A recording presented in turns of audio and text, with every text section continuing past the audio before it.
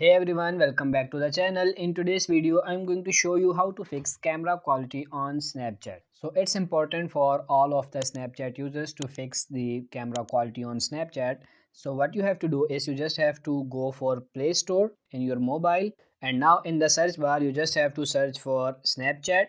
Tap on this, and now you just have to make sure that you are using the latest version of Snapchat application. If there is any update, just make sure to update it to the latest version. Maybe it fix your issues. And after this, just go to your phone settings. You just have to scroll down a little bit and tap on this app management. Tap on this app list. Now from here you just have to search for Snapchat, click on it, and now just go for this storage and cache and tap on this clear cache. Tap on this clear data also. So you just have to clear the cache and data of Snapchat. And now if I go back and tap on this permissions, so just make sure to allow all the permissions to Snapchat application, and that will fix your issue. So that's it for this video. I hope this video was helpful. If it is, like this video and subscribe to the channel. Thank you.